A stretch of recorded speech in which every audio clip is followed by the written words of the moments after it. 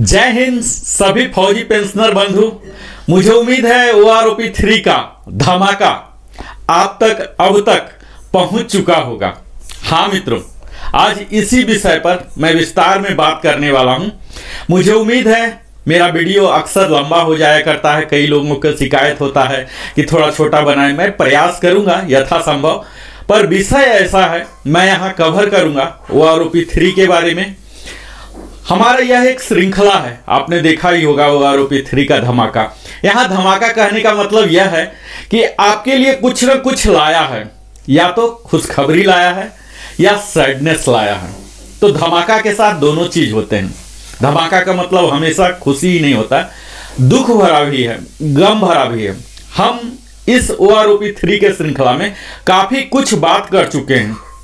आज के इस वीडियो में प्रमुखतः मैं कवर करूंगा सूबेदार रैंक, जिसके वारंट ऑफिसर और चीफ पेटी ऑफिसर नेवी में होते हैं इक्विवेलेंट। इसके लिए विशेषतः लोगों के आग्रह पर बनाया। कई लोगों का ऐसा नैरेटिव है कि बेड़ा गर्क हो गया है सूबेदार साहब का। पिछले OROP 2 में भी उन्हें नजरअंदाज किया गया, 3 में भी किया गया।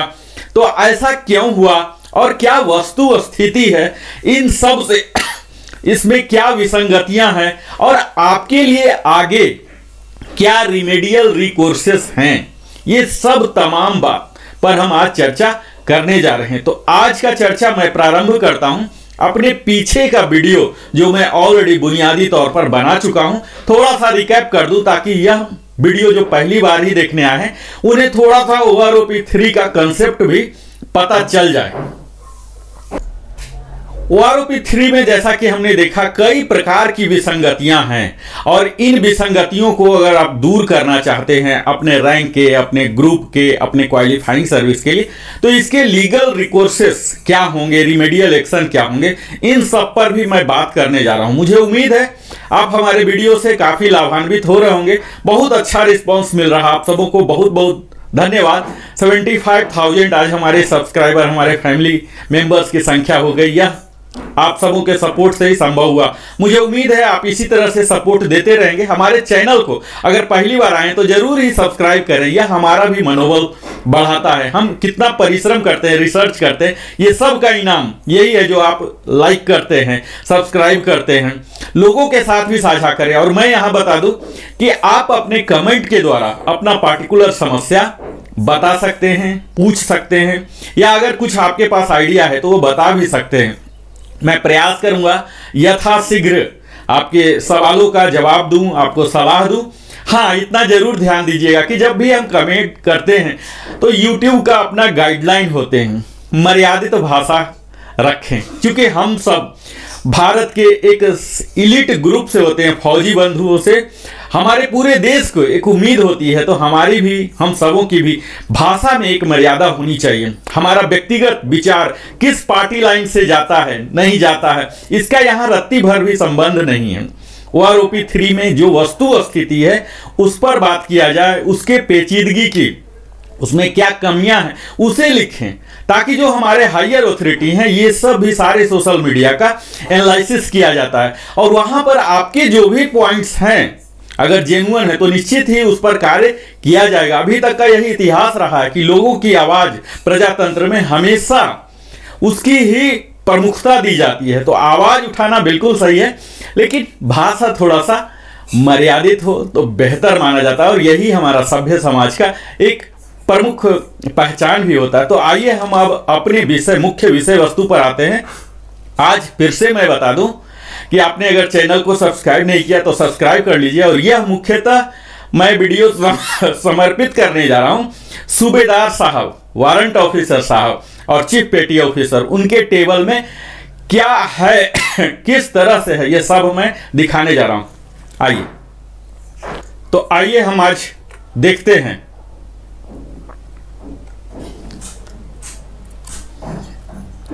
यहां हमने OROP धमाका के तहत अभी तक जो कवर किया हूं, यह एक रिकैप बता दूं। OROP 3 का जो अभी रिसेंटली मुद्दा है, तो OROP के बारे में ही हमने ब्रीफ हिस्ट्री, संक्षिप्त में इतिहास बताने का प्रयास किया, क्या क्या माइलस्टोन है यह बताया, उसके क्या मुख्य बिंदु हैं और क्या क्या लाभ हैं यह सब बताया। ओआरओपी जैसा कि आप सब जान रहे होंगे, जस्ट मैं क्विक रिकैप कर ले रहा हूं, यह जो डिफेंस पेंशनर के लिए ही है, यहाँ डिफेंस सिविलियन जो होते हैं उनके लिए कवर नहीं होता है, पेंशनर के लिए और फैमिली पेंशनर के लिए। यह जो 3 लागू होगा 1 जुलाई 2024 यानी कि 30 जून 2024 तक जो रिटायर हुए हैं ये सब इससे कवर होंगे। अब अगर ओआरओपी 1 के बारे में अगर थोड़ा बहुत जानते हैं, नहीं जानते हैं, तो ये सर्कुलर नंबर 555 से रेगुलेट हुआ था, जो कि इशू हुआ था 4 फरवरी 2016 को, जिसके एप्लीकेबिलिटी था 1 जुलाई 2014। 4 इंस्टॉलमेंट में एरियर हुए थे। इसी तरह से ओआरओपी 2 का सर्कुलर था 666, जो कि इशू हुआ था 20 जनवरी 23 को, और एप्लीकेबिलिटी था इसका 1 जुलाई 2019 से, जो कि 4 इंस्टॉलमेंट में दिए गए थे। अब ओआरओपी 3 जिसके बारे में मैं बात करने जा रहा हूं, क्विक रिकैप मैं कर लेता हूं, जिसे कैबिनेट का अप्रूवल मिल गया गवर्नमेंट ऑफ इंडिया के द्वारा, एमओडी के द्वारा नोटिफिकेशन कर दिया गया 10 जुलाई 24 को, कंकरेंस भी मिल गया फाइनेंस डिवीजन एमओडी से, ताकि इस पर क्या बर्डन आया है फाइनेंशियल, ये सब के लिए पॉलिसी लेटर डीएसडब्ल्यू जो टेबल के सहित जारी करते हैं, ये भी जारी हो चुका 4 सितंबर को। ओआरओपी 3 का सर्कुलर संभवतः 777 नाम का आएगा, जो कि शीघ्र ही जारी होने वाला है, और एरियर भी शीघ्र ही मिलेगा। हम सबको पता है कि कुछ क्षेत्र हैं, कुछ राज्य हैं जहां की अभी विधानसभा का चुनाव है, जैसे हरियाणा हो गया, जे&के हो गया, जहां से कि काफी मात्रा में हमारे फौजी बंधु आते हैं। तो इस चीज को भी मद्देनजर रखते हुए हमारी सरकार प्रयास करेगी कि पेंशनर को, वोटर्स को नाराज न करें। तो इस चीज का लाभ हम लोग को मिलने की संभावनाएं हैं, और उसके तहत शीघ्रतम किया जाएगा, और हम लोग के लिए दिवाली बम्पर के रूप में भी यह हो सकता है, जो कुछ भी थोड़ा बहुत लाया है। इसकी मुख्य बातें पर अगर बात करें तो ओआरओपी 5 साल पर होता है, जिसे फ्लॉलेस क्विकेन बनाने के लिए 121 टेबल का सहारा लिया गया है, और 265 पेजेज में डिटेल में बात किया गया है। इसमें रिटायरिंग, सर्विस, स्पेशल सभी पेंशनर कवर हो रहे हैं। डिसेबिलिटी में इनवैलिड लिव लाइफ डिसेबिलिटी, वार इंजरी, इम्पेयरमेंट रिलीफ, वार इंजरी एलिमेंट, वार इंजरी, सब इसमें ऑर्डिनरी, स्पेशल, और सारे रैंक जैसे कि commissioned officer, JCO, others, non combatant, ये सब कवर हो रहे हैं। Army, navy, air force, DSC, territorial army, retired, discharge, invalidated out, died in service और आफ्टर, ये सब कवर हो रहे हैं। इसमें कुछ एक्सेप्शन है जो कि अपने मर्जी से गए हैं, वो कवर नहीं होंगे।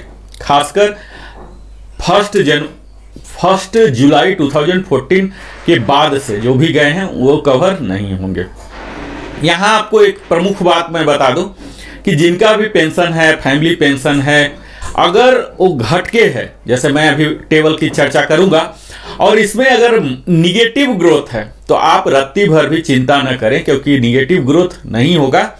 आपके पेंशन में हमेशा आपके एडवांटेज में ही रखा जाएगा, डिसएडवांटेज में कदापि नहीं होगा।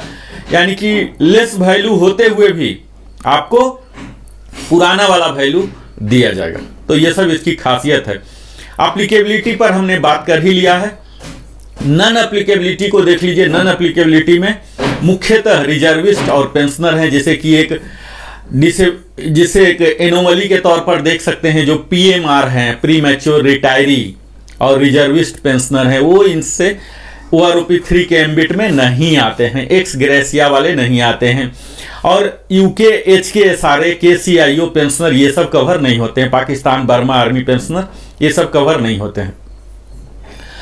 इसमें जो मेथोडोलॉजी है ये हमें समझने की जरूरत है कि यही जो मेथोडोलॉजी है यही त्रुटिपूर्ण है, और इसी के कारण हर रैंक में, हर ग्रुप में और हर क्वालिफाइंग सर्विस में जो अभी टेबल में त्रुटियां दिख रही हैं यही हैं। तो इसे हमें बेहतर से समझने की जरूरत है।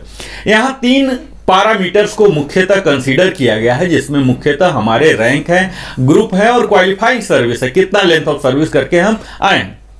और इसमें जो डाटा लिया गया है, सैंपल डाटा 2023 के रिटायरी, यानी कि 2023 वर्ष में जो भी रिटायर हुए उनका जो भी मैक्सिमम पेंशन था उस रैंक, ग्रुप और क्वालिफाइंग सर्विस, और जो मिनिमम था उसके एवरेज को कंसीडर किया गया है, यहां सैंपल डाटा के रूप में लिया गया है। यहीं से हमारी एनोमली शुरू हो जाती है। क्वालिफाइंग सर्विस में कई जगह ऐसे होते हैं कि उनके पास डाटा नहीं है, तो आप देखेंगे कि लोअर क्वालिफाइंग सर्विस वाले यानी कि कम समय वाले भी ज्यादा ले रहे हैं कई बार या बराबर ले रहे हैं, उन्हें एक ब्रैकेट बनाना पड़ गया। इसी तरह से हम रैंक में भी देख सकते हैं कि कई जगह आप देखेंगे कि लोअर रैंक के भी, मैं उदाहरण के साथ भी बात करूंगा, लोअर रैंक वाले भी हायर रैंक से ज्यादा ले रहे हैं। इसी तरह से कहीं कहीं देखा गया कि 10 साल हो गए, जैसे सूबेदार केस जो हमारे आज सब्जेक्ट का मुख्य टॉपिक है, तो पिछले 10 साल से रिवीजन ही नहीं हुआ। वो आरोपी 2 में भी कुछ भी नहीं मिला, 3 में भी कुछ भी मिलने की आसार नहीं है, तो ऐसा भी केस है। तो ये सब एनोमली है, एनोमली की बात में हम करेंगे।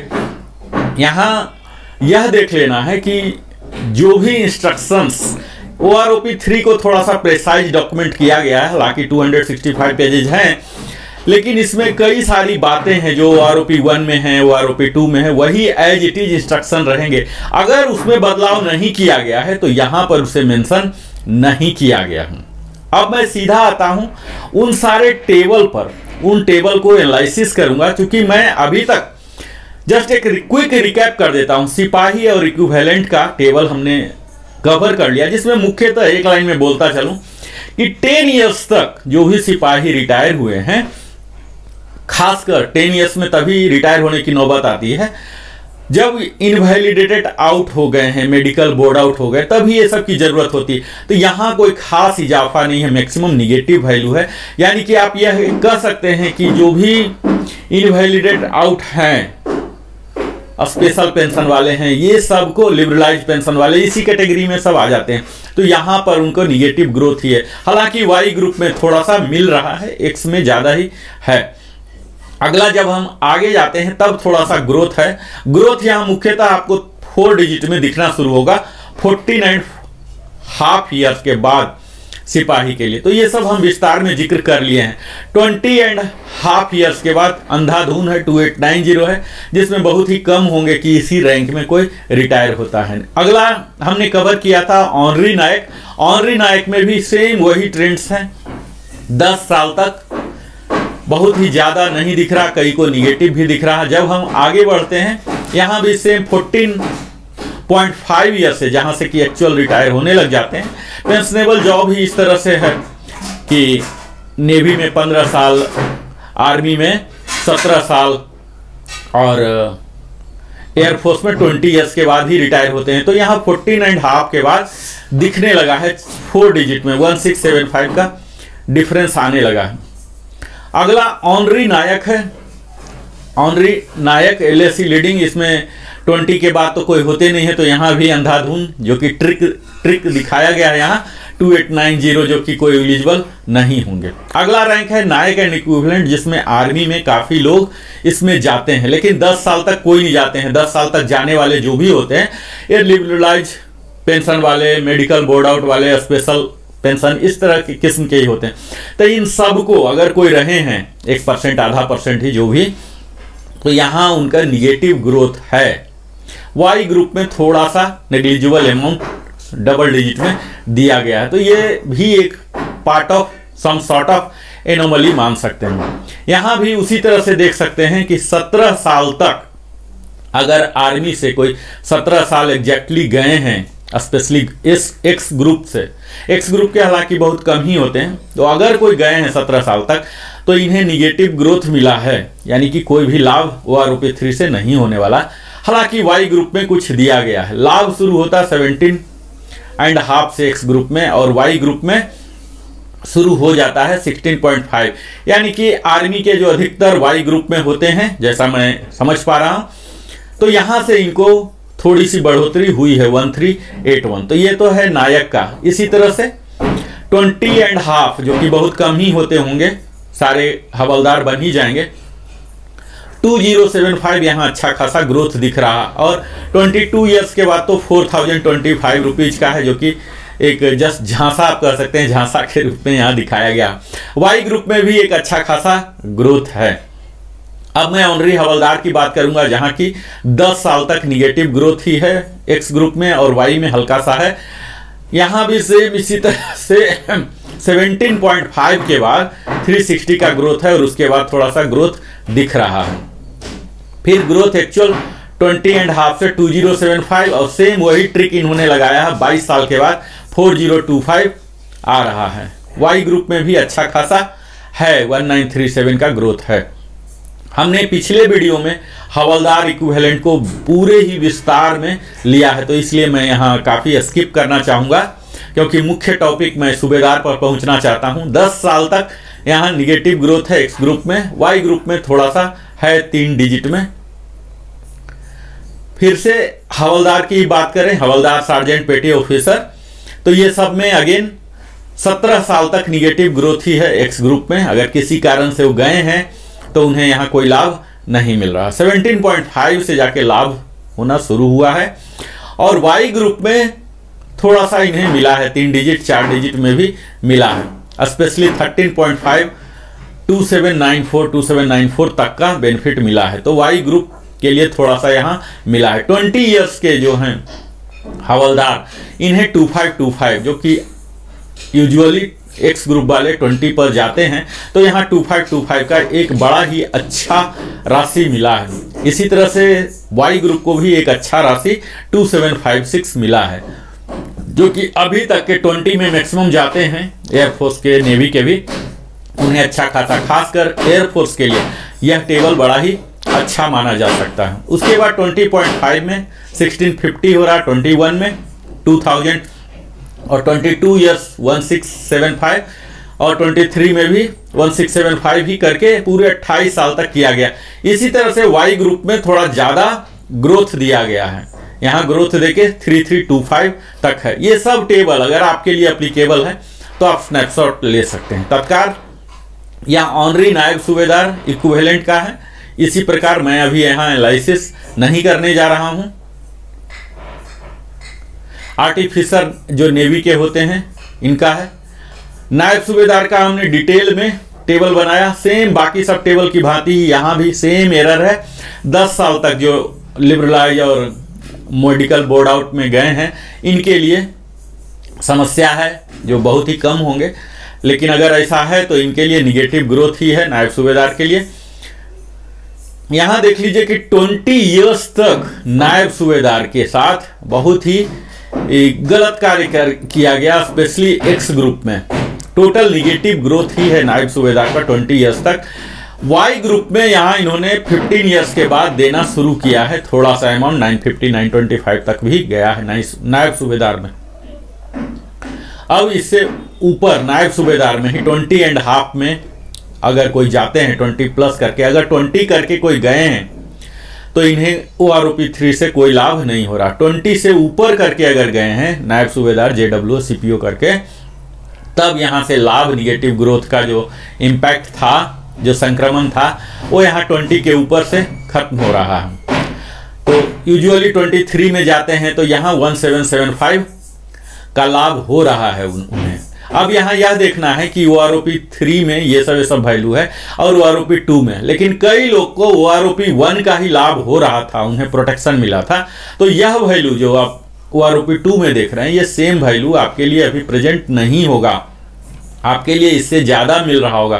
तो ये जो डिफरेंस यहाँ 1775 दिख रहा है, ये एक्चुअल डिफरेंस नहीं होगा, हो सकता है 700 800 600 का ही डिफरेंस हो। इसी प्रकार वाई ग्रुप में भी देख लीजिए कि यहाँ जो डिफरेंस दिख रहा, अगर आप 2 बेनिफिशियरी रहे हैं तब तो ठीक है, नहीं तो अगर 1 ही बेनिफिशियरी तो ये मार्जिन घट जाएगा। तो ये केस टू केस डिपेंड करता है। यह तो नायब सूबेदार हुआ। अब मैं इस वीडियो का प्रमुख हिस्सा, जिसके लिए मैंने ये गढ़ा है वीडियो, यहाँ तक आ रहा हूँ। बेशक यहाँ तक आने में हमें कुछ भूमिका का सहारा लेना पड़ा और सब लोग को एक साथ करें ताकि OROP 3 सबके लिए कुछ ना कुछ हो। मुख्यतः यह वीडियो में सूबेदार एंड इक्विवेलेंट जो वारंट ऑफिसर हैं, चीफ ऑफिसर्स हैं नेवी के, चीफ मेक 1 और 2 हैं, इन सब के लिए मैंने गढ़ा है। जैसा कि अभी नैरेटिव सोशल मीडिया में आप देख ही पा रहे होंगे चल रहा है कि बिल्कुल बेड़ा गर्क कर दिया गया सूबेदार का। तो क्या हुआ वस्तु स्थिति यहाँ आप देख लीजिए। अगर क्वालिफाइंग सर्विस 6 मंथ्स है तो यहाँ देखिए टोटल निगेटिव है एक्स ग्रुप का खासकर। तो जो निगेटिव है, निगेटिव का मैं विश्लेषण नहीं कर रहा हूं, ठीक है, क्योंकि यहाँ जो भी निगेटिव है तो आपको प्रीवियस जो वैल्यू है OROP 2 से या OROP 1 से जो भी आपके एडवांटेज में होगा वही मिलेगा। वाई ग्रुप में यहाँ कुछ लाभ दिख रहे हैं 3 डिजिट में 500 एवरेज वैल्यू पर। तो आर्मी के कई लोग हैं जो सूबेदार रैंक में एक वाई ग्रुप के होते हैं, रिटायर होते हैं। लेकिन यहाँ यह देखने की बात है कि जो सूबेदार डायरेक्ट हवलदार से रिटायर हुए या नायब सूबेदार बने डायरेक्ट, जो कि बहुत ही कम पोस्ट होते हैं, वही इतना कम में जाएंगे। और इतना कम में जा रहे हैं यानी कि मेडिकली बोर्ड आउट हुए हैं या किसी इनवैलिडेशन इनएलिजिबिलिटी के कारण हुए हैं। तो ये सब बहुत ही रेयर केस है, इसलिए मैं इसे आगे बढ़ता हूं। अब आगे बढ़ने से भी जहां से कि ये सब रिटायर होने लग जाते हैं 10.5 से भी बहुत कम होते हैं, लेकिन जो भी हैं अगर हैं तो यहाँ 19 ईयर्स तक मैं इस टेबल में देख पा रहा हूं टोटल निगेटिव वैल्यू है एक्स के लिए, यानी कि बहुत बड़ी त्रुटि आप कह सकते हैं कि सूबेदार के साथ किया गया है। अब यह यहाँ बात सोचने की है कि सूबेदार रैंक 2023 में रिटायर हुए नहीं हुए, ये बात इमेटेरियल है।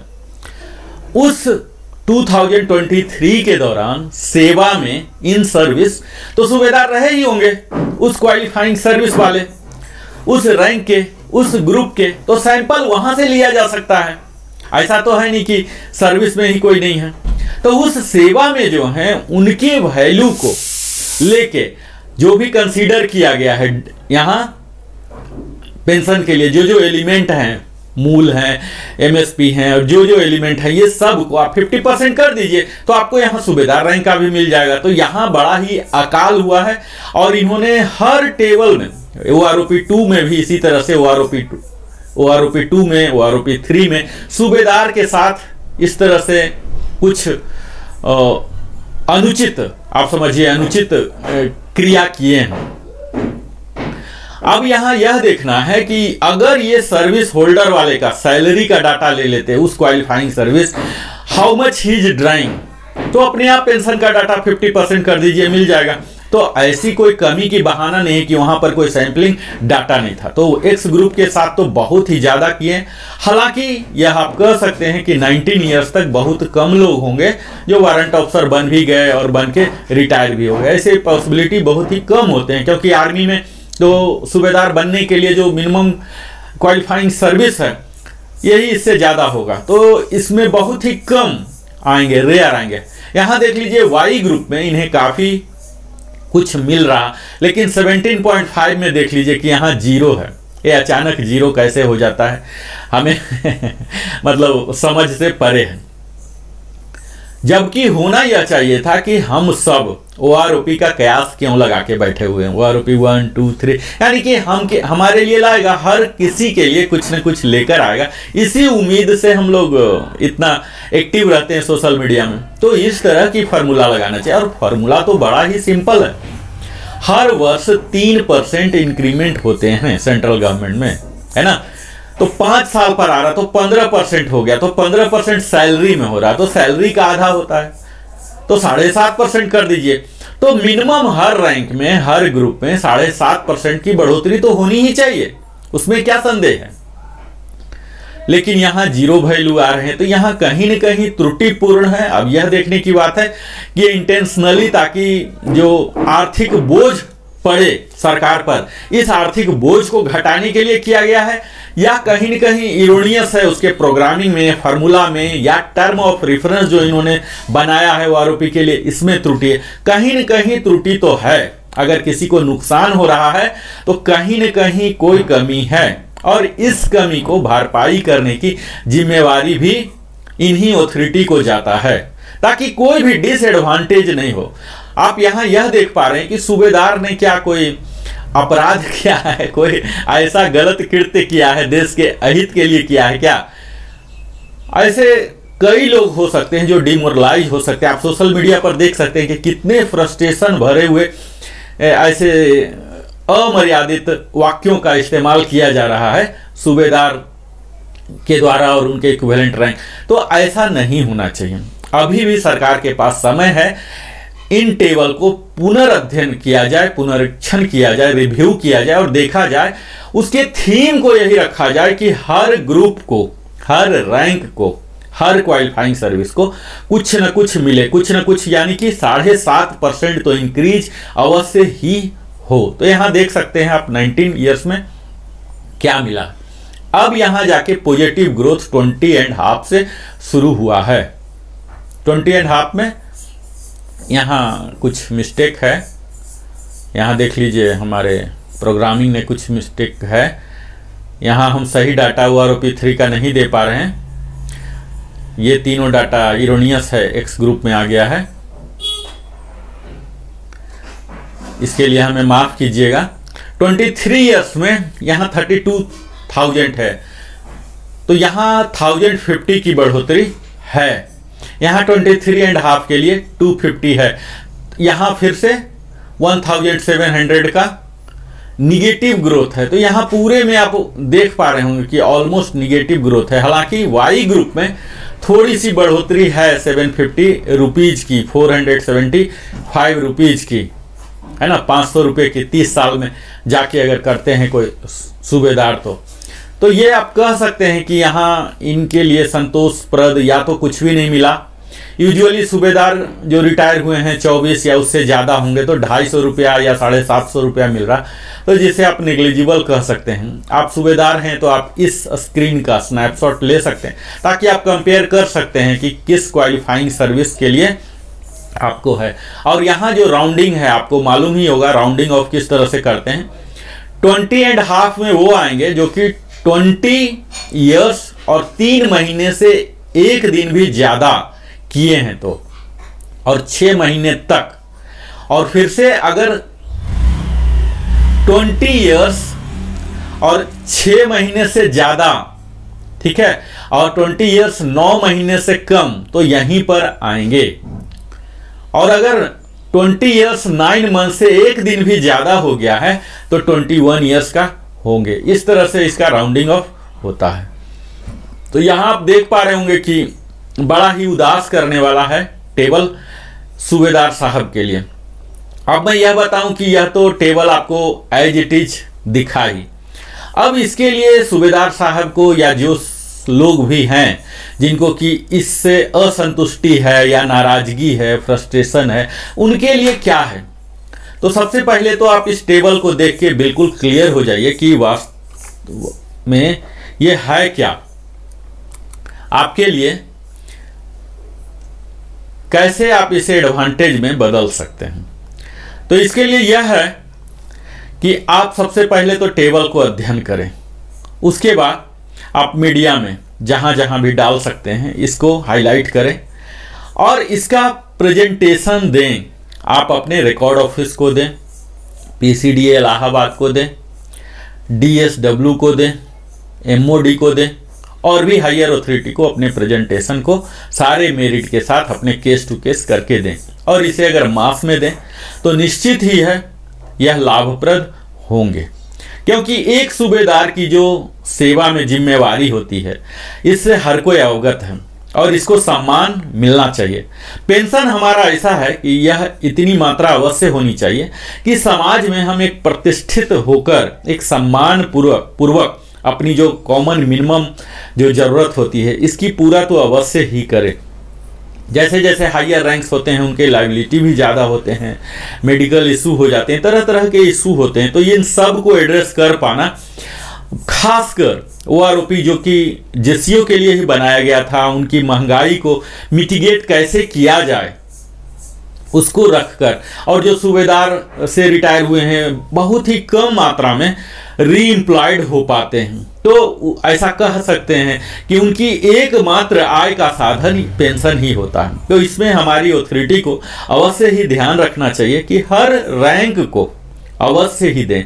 और आप सब पर ही जिम्मा है कि मर्यादित भाषा से, जो कॉन्स्टिट्यूशनल तरीका है, जो लीगल है, जो वैध है, कॉन्स्टिट्यूशनल है, उस रूट को फॉलो करते हुए इसे आगे लेके चले। इसके लिए AFT भी जाया जा सकता है। आप लीगल जो एक्सपर्ट हैं, जो एडवोकेट हैं हमारे सोसाइटी में, इनसे भी कांटेक्ट करें आप, ताकि इस इशू को कैसे आगे बढ़ाया जाए। कई हमारे एक सर्विसमैन के सोसाइटी हैं, रजिस्टर्ड सोसाइटी हैं, उन सब के साथ मिलें, बैठें, आप देखें कि कितने ऐसे केस हैं। फिर फार्मूला में क्या त्रुटि है, मैंने जो अभी देखा, सूबेदार का जो अध्ययन किया, इसमें देखा कि काफ़ी सारी त्रुटियां हैं सूबेदार का। तो इस त्रुटि को हटाया जा सकता है, ऐसा नहीं है कि एक बार हो गया तो ये फाइनल है। सर्कुलर बनने के बाद भी रिवीजन आते हैं तो कई चेंजेस होते हैं, और इसी सकारात्मक सोच के साथ आप भी आगे बढ़ें। अगला वीडियो में मैं एक्सक्लूसिव सूबेदार मेजर और उसके इक्विवेलेंट को कवर करने जा रहा हूं। तो बहुत बहुत धन्यवाद। अगर आपने अभी तक मेरे चैनल को सब्सक्राइब नहीं किया है तो अवश्य ही सब्सक्राइब कर लें, लाइक करें, कमेंट करें। और यहाँ आप देखेंगे कि मैंने प्रयास किया कि हर रैंक का एक संक्षिप्त विवरण आपको दे सकूं। सूबेदार के लिए तो मैंने खास पूरे टेबल को एनालिसिस किया। इसके साथ भी कई तरह की विसंगतियां हैं, जो कि सिर्फ विसंगतियां पर मैं बात करते रहूं। मेरा प्रयास होता है हर वीडियो में आपको यथावत जिस तरह से तथ्य है उसको मैं प्रस्तुत करूं, उसका विश्लेषण करूं, उसमें क्या क्या कमियां हैं उसे सामने लाऊं, उसके कमियों को दूर करने के लिए हमारे ऊपर या और क्या ऑथोरिटी हैं, इनको कैसे कर सकें। एक बहुत ही बड़ा इशू है, पहले से ही चल रहा है, जो कि MSCP का है, प्री 2006। इस पर सरकार को काफ़ी गहन अध्ययन करना चाहिए। अगर कुछ बोझ भी पड़ रहा तो बोझ सह लेना चाहिए, क्योंकि जो MSCP का कंसेप्ट है पोस्ट 2006 है। अब ये तो आरोपी के कंसेप्ट के अगेन खिलाफ चला जाता है कि 2006 के बाद वाले को उसका एडवांटेज मिलेगा और उससे पहले वाले का एडवांटेज नहीं मिलेगा। तो ये अपने आप में वो आरोपी का जो मुख्य थीम है, इससे डेविएशन हो जा रहा है। दूसरा चीज ये हो जा रहा है कि अभी जो टेबल नंबर 8 में अगला बात करूंगा, टेबल नंबर 8 जो आया है, अभी तो ये टेबल नंबर 7 का वीडियो है, टेबल नंबर 8 पर मैं जाऊंगा तो वहां भी देखिए विसंगतियां हैं कि जब वो आरोपी तो फिर से उन्होंने X ग्रुप के लिए डिस्क्रिमिनेट किया है। तो इस तरह से कई विसंगतियां हैं जिसको कि हम धीरे धीरे आपके समक्ष प्रस्तुत करूंगा। और मुझे उम्मीद है आप हमारे साथ इसी तरह से जुड़े रहें। मेरा भी हौसला आप जाए करते रहें, सब्सक्राइब करें। हमारा जोश जो है आपके सब्सक्रिप्शन और लाइक पर ही है, यही हमारे लिए दक्षिणा है, समझिए। आपने अपने जीवन का बहुमूल्य समय हमारे साथ बिताया, इसके लिए दिल की गहराइयों से धन्यवाद। और फिर मिलता हूं नए वीडियो के साथ, फिर से इसी श्रृंखला को जारी रखूंगा। आज सूबेदार साहब का हमने कवर किया, अगले दिन यानी कि कल सूबेदार साहब मेजर सूबेदार का हम कवर करेंगे। तो अब हमें सूबेदार मेजर साहब का कवर करेंगे, SM साहब का। अब हमें इजाज़त दीजिए, बहुत बहुत धन्यवाद।